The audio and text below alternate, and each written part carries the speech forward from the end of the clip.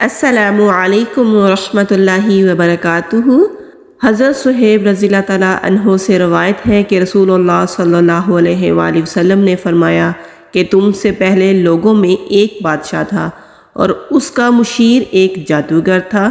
جب جادوگر بوڑھا ہو گیا تو اس نے بادشاہ سے کہا کہ میں اب بوڑھا ہو گیا ہوں، ایک لڑکا میرے سپرد کرو تاکہ میں اسے یہ جادو کا علم سکھا دوں۔ چنانچہ بادشاہ نے ایک لڑکا اس کی طرف بھیجنا شروع کر دیا جس کو وہ جادو سکھاتا تھا۔ راستے میں ایک پادری کا بھی ٹھکانہ تھا۔ وہ لڑکا جب بھی جادوگر کے پاس جاتا تو پادری کے پاس بھی تھوڑی دیر کے لیے بیٹھ جاتا تھا۔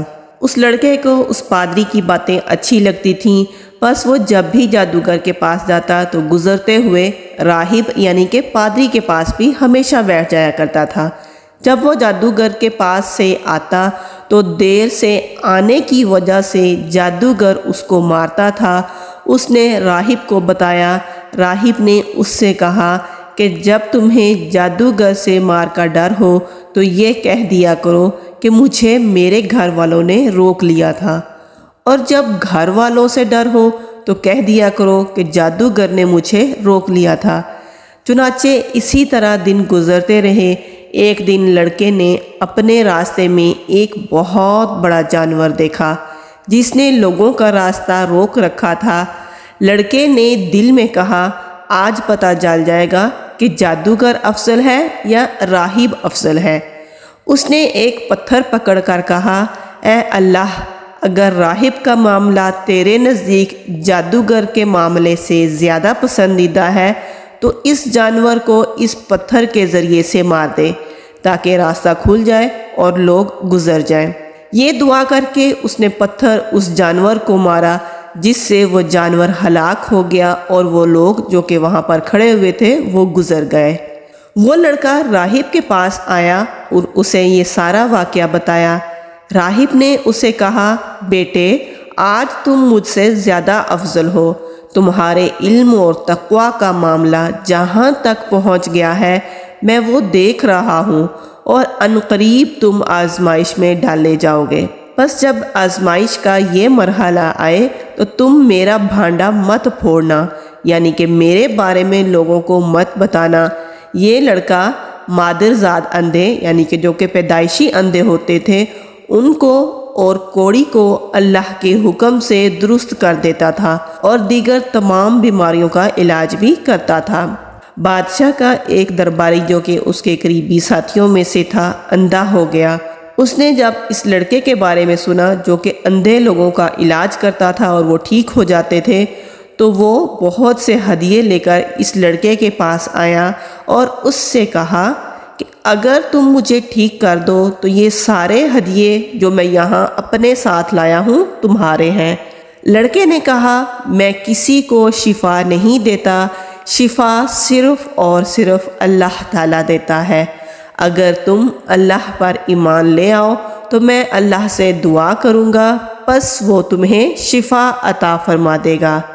چنانچہ وہ آدمی اللہ تعالیٰ پر ایمان لے آیا اور اللہ تعالیٰ نے اسے شفا عطا فرما دی۔ وہ آدمی ٹھیک ہونے کے بعد بادشاہ کے پاس آیا اور اس کے پاس اس طرح سے بیٹھ گیا جیسے وہ ہمیشہ بیٹھا کرتا تھا۔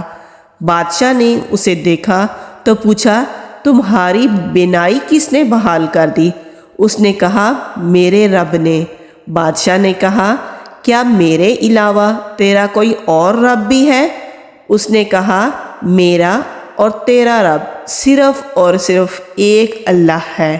بادشاہ نے اسے گرفتار کر لیا اور اس کو سزا دیتا رہا، حتیٰ کہ اس نے لڑکے کا پتہ بتا دیا، کیونکہ وہ اتنی زیادہ تکالیف برداشت نہیں کر سکا تھا۔ چنانچہ لڑکے کو بادشاہ کی خدمت میں لایا گیا۔ بادشاہ نے اس سے کہا کہ تیرے جادو کا کمال اس حد تک پہنچ گیا ہے کہ تو پیدائشی اندھے اور کوڑی کو درست کر دیتا ہے اور فلاں فلاں کام بھی کر لیتا ہے۔ لڑکے نے کہا، میں کسی کو شفا نہیں دیتا، شفا دینے والا صرف اور صرف اللہ تعالیٰ ہے۔ بادشاہ نے اس لڑکے کو بھی گرفتار کر لیا اور اسے سزا دیتا رہا، حتیٰ کہ وہ لڑکا بھی اتنی تکالیف برداشت نہ کر سکا اور اس نے بھی اس راہب کا پتہ بتا دیا جس سے اس نے علم حاصل کیا تھا۔ پس راہب کو پیش کیا گیا۔ راہب سے کہا گیا کہ تم اپنے دین سے پھر جاؤ، اور اس راہب نے انکار کر دیا۔ بادشاہ نے ایک آرا منگوایا اور اس آرے کو اس راہب کے سر کے عین درمیان، جو کہ مانگ والا مقام ہوتا ہے، وہاں پر رکھ دیا اور اس راہب کے سر کو چیر دیا، یہاں تک کہ اس کے سر کے 2 حصے ہو گئے۔ پھر بادشاہ نے اپنے ہم نشین درباری کو بلایا اور اس سے کہا کہ اپنے دین سے پھر جاؤ۔ اس درباری نے بھی انکار کر دیا۔ چنانچہ بادشاہ نے آرا اس کے سر کے درمیان میں رکھا اور اس کے سر کو بھی چیر دیا۔ اسی طرح اس کے سر کے بھی 2 ٹکڑے ہو گئے۔ پھر بادشاہ نے اس لڑکے کو کھڑا کیا اور اس سے کہا کہ اپنے دین سے پھر جاؤ۔ اس لڑکے نے بھی انکار کر دیا۔ بادشاہ نے اسے اپنے چند خاص آدمیوں کے سپرد کر دیا اور کہا کہ اسے فلاں فلاں پہاڑ پر لے جاؤ اور اس پر اس لڑکے کو چڑھا دو۔ جب تم اس پہاڑ کی چوٹی پر پہنچ جاؤ تو اس لڑکے سے اس کے دین کے بارے میں پوچھو۔ اگر یہ اپنے دین سے پھر جائے تو ٹھیک ہے، ورنہ اسے اس پہاڑ سے نیچے پھینک دو۔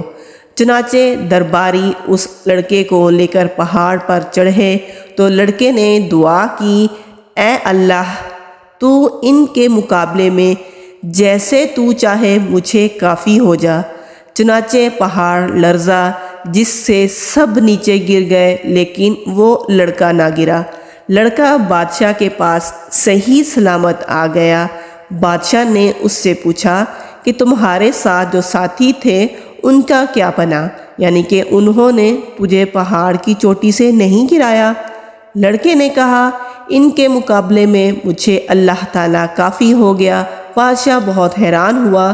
اس نے پھر اپنے چند خاص آدمیوں کے سپرد اس لڑکے کو کیا اور ان سے کہا کہ اسے لے جاؤ اور کشتی میں سوار کرواؤ اور سمندر کے درمیان لے جا کر اس لڑکے سے پوچھو کہ یہ اپنے دین سے پھر جائے تو ٹھیک ہے، ورنہ اس لڑکے کو سمندر کے درمیان میں پھینک دو۔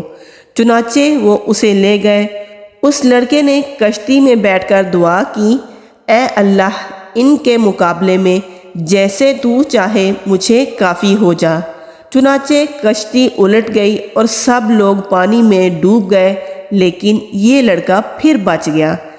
یہ لڑکا پھر بادشاہ کے پاس گیا تو بادشاہ نے کہا، کیا تجھے ان لوگوں نے سمندر میں نہیں پھینکا؟ لڑکے نے کہا، اللہ تعالیٰ ان کے مقابلے میں مجھے کافی ہو گیا۔ پھر لڑکے نے بادشاہ سے کہا، تو مجھے اس وقت تک قتل نہیں کر سکتا جب تک تو وہ طریقہ اختیار نہ کرے جو میں تجھے بتلاؤں گا۔ بادشاہ نے کہا، وہ کیا ہے؟ اس نے کہا، تو ایک کھلے میدان میں بہت سارے لوگوں کو جمع کر اور مجھے سولی دینے کے لیے ایک تنے پر چڑھا، پھر میرے ترکش میں سے ایک تیر لے کر اسے کمان کے چلے پر رکھ اور پھر یہ الفاظ پڑھ، اللہ کے نام سے جو اس لڑکے کا رب ہے، اور پھر مجھے تیر مارنا۔ جب تو ایسا کرے گا تو تو مجھے قتل کرنے میں کامیاب ہو جائے گا۔ چنانچہ بادشاہ نے لوگوں کو ایک میدان میں جمع کیا، اسے سولی دینے کے لیے لکڑی کے ایک تنے پر چڑھا دیا، پھر اس کے ترکش میں سے ایک تیر لے کر اسے کمان کے چلے پر رکھا اور کہا، بسم اللہ رب الغلام، اللہ کے نام سے جو اس لڑکے کا رب ہے، اور پھر تیر پھینکا۔ تیر اس لڑکے کی کن پٹی پر لگا۔ لڑکے نے اپنا ہاتھ اپنی کن پٹی پر رکھا اور مر گیا۔ لوگوں نے جب یہ سارا ماجرا دیکھا تو رب کائنات کی حقیقت اور رب کائنات کے وحدہ لا شریک ہونے کی حقیقت ان کی سمجھ میں آ گئی، اور وہ تمام لوگ بے اختیار پکار اٹھے، ہم اس لڑکے کے رب پر ایمان لائے۔ لوگوں نے بادشاہ سے کہا کہ بادشاہ سلامت، آپ جس چیز سے ڈرتے تھے اللہ کی قسم وہی ہوا، اور وہی خطرہ آپ کے سامنے آ گیا، سب لوگ اللہ پر ایمان لے آئے ہیں۔ چنانچہ بادشاہ نے حکم دیا کہ سڑکوں کے کنارے خندقیں کھود دی جائیں۔ پس خندقیں کھود دی گئیں، ان میں خوب آگ بھڑکا دی گئی۔ بادشاہ نے حکم دیا کہ تمام لوگ جو کہ اپنے دین سے پھر گئے ہیں ان کو جمع کیا جائے اور خندق کے کنارے کھڑا کر دیا جائے، اور پھر ان تمام لوگوں سے پوچھو اگر وہ اپنے دین سے پھر جائیں تو ٹھیک ہے، اگر وہ اپنے دین سے نہ پھریں تو ان کو اس آگ میں ڈال دو۔ اور ایسا ہی ہوا، جتنے بھی لوگ ایمان لے کر آئے تھے وہ تمام کے تمام لوگ اس آگ میں کود گئے، حتیٰ کہ ایک عورت آئی جس کے ہاتھ میں ایک بچہ تھا۔ جب وہ آگ میں گرنے سے جھجکی تو اس بچے کو اللہ تعالیٰ نے بولنے کی قوت عطا فرما دی۔ اس بچے نے کہا، اماں صبر کر، یقیناً تو حق پر ہے۔ جب اس عورت نے اپنے بچے کے منہ سے یہ الفاظ سنے تو وہ عورت بھی آگ میں کود گئی۔ حضرت حسن بصری رحمہ اللہ فرماتے ہیں کہ اللہ تعالیٰ رحم کرنے والا ہے، اس کی مہربانی اور عنایت کو دیکھو کہ جن بدکاروں نے اس کے پیارے بندے کو ایسے بدترین عذابوں سے مارا، انہیں بھی وہ توبہ کرنے کو کہتا ہے اور ان سے بھی مغفرت اور بخشش کا وعدہ کرتا ہے۔ اللہ تعالیٰ سے دعا کرتے ہیں کہ اللہ تعالیٰ ہمیں بھی اپنی وسیع رحمتوں سے بھرپور حصہ عطا فرمائے، آمین۔ اس حدیث میں ہمیں بہت سارے سبق ملتے ہیں۔ سب سے پہلا سبق تو یہ ہے کہ دین کی راہ میں جو بھی مشکلات آئیں انہیں صبر کے ساتھ برداشت کیا جائے، اور دین کی مصلحت کا تقاضا ہو تو جان بھی قربان کر دینی چاہیے۔ اور اللہ تعالیٰ وحدہ لا شریک ہے، ہمیں ہر حال میں صرف اور صرف اللہ تعالیٰ پر یقین اور ایمان رکھنا ہے۔ اللہ تعالیٰ سے دعا کرتے ہیں کہ اللہ تعالیٰ ہمارے ایمان کو اتنا مضبوط بنا دے جتنا کہ اس بچے کا ایمان مضبوط تھا، آمین۔ السلام علیکم ورحمۃ اللہ وبرکاتہ۔